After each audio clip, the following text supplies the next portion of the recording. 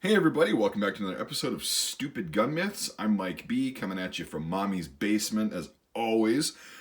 Today we've got a good one that, I should just start calling this series Stupid Fucking Shit That People Who Are in the Military Say Is True, and therefore it must be. But we're going to stick with Stupid Gun Myths because this transcends just the military, because a bunch of people hear somebody in the military claim this and it's automatically a fact. You don't question that. I have another video that I made on that whole subject, so go check that out.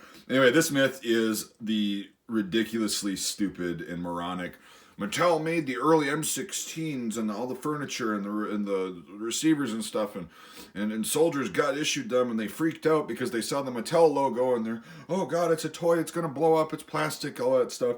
And there could not be any more ridiculousness in one stupid myth than that one. So we're going to kind of address that, and I'm going to explain why this is a myth and why this is complete bullshit. This one will be controversial too. I guarantee you I'll have a bunch of people posting in the comments, when I was in the military in the 60s through the 90s or whatever, I had a part that was stamped by Mattel. You can't tell me any different, blah, blah, blah. Okay, well, I'm going to explain to you why I think you are totally fucking wrong. Anyway, so this myth, where it came from, I'm guessing, is like the older, what's called brown boot veterans before they went to the black boots in the late 50s, early 60s, were pissed off and whining that there was, a firearm that was made out of aluminum, high strength aluminum, and what they call plastic. It was kind of a high impact polymer with some fiberglass. Like, I believe this is fiberglass, and there's bakelite involved. Anyway, so we'll just call it non-wood, all right? We'll call it a synthetic material. And, of course, automatically, it doesn't have any wood on it or iron. It's got to be a toy. It's plastic. Because, that was really the first time. Yeah, I know, bakelite on the MP38 and various other small, like, non-U.S. firearms. But in the U.S., it was traditionally wood and iron up until the early 1960s. And people just automatically judge shit and assume that it's not a good weapon because it's not wood and iron. It's got synthetic material on it. It looks space age. It's new. People don't like change. And then, so the early ones, the early M16s and the whatever, like I explained in the other video that I made about these rifles, early on there was an issue where the U.S. Ordnance Department decided to change up the powder on these self-cleaning rifles, and there was a lot of issues with jamming, and they weren't issued cleaning kits, etc., etc. That's a whole other video, but so there were issues with the early M16s. There definitely were, and it wasn't necessarily the rifle's fault or the platform's fault. It was just a bad situation all around. People lost their lives and stuff. But anyway, so then because of that, this rifle got a bunch of nicknames. The Poodle Shooter, the Jam-O-Matic, the Mattel, the Mighty Mattel, because people were like, oh, it's a toy. It doesn't really work. And at the same time, it was kind of interesting because Mattel came out with this thing called the M16 Marauder in the mid-1960s, which was essentially a new-looking M16 like toy gun. If you just Google the M16 Marauder by Mattel, had a big ass magazine, well, it made noise and shit like that. Anyway, a lot of people's first experience was with that Mattel Marauder, that toy, and then they actually see that it's a real rifle and they go, holy shit, and they might assume that. So that's another plausible area where it might have come from. Still does not make it true at all. And John Wayne in the Green Berets movie, which was super popular, you got John Wayne in the movie, so obviously it's amazing. He gets all pissed off in one scene and smashes a tree with his quote-unquote M16. It's really one of those toys if you look closely, and he smashes it against a tree and it breaks, and that just leads to the, perpetuating the myth that, these are just pieces of shit, and they're just toys, they'll break if you hit them on something or drop them or whatnot.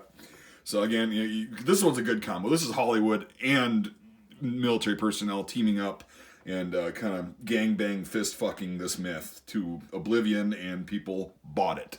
And they have bought it for many years. So, all those like reasonings and myths of the hate of this rifle, there's absolutely zero proof that Mattel ever made any parts for these ever. Whether it be the plastic stock, the pistol grip, the stock set in general, lower receivers that were aluminum or all that stuff. There has never been any proof that Mattel made any part for the M16. Colt did for a while. These are extremely rare. H&R and GM made a few of the lower receivers, and those were actually issued in the military. But here's the thing. There are photographs. There's photographic evidence that people own them they didn't just say, "Oh, I use one in the military," and you need to take my word for it because that's fact. No, there's photographic evidence of those receivers, even though there was very, very few of those made. There's still evidence, right, of the receivers existing. Now, there has been no proof of any Mattel part ever. Another interesting fact is that, generally speaking, the military contract stocks and stuff there was a regulation that said you cannot put your company's logo or marking on there. Sans like Colt and stuff, which I don't even think they did mark the furniture. So, I mean, Colt had the rights to this platform at that time. You got to remember that. And if somebody like GM or H&R did make them under license, it was under the supervision of Colt, and they had to pay to do this, to make a couple bucks, which is why they didn't make a lot of them, because it wasn't worth it. And Mattel was way busy doing other shit at that point, like making a shitload of money on toys. So they're not going to have time. And there's a rumor, too, that, they got passed up because the early ones didn't have plastic furniture, and Mattel got all butthurt and decided to, stay salty and just say fuck you when they were proposed for the contract to make these. Again, that's totally anecdotal. That's hyperbole. It's not fucking provable at all. There's no proof. I like proof. The proof is in the pudding, right?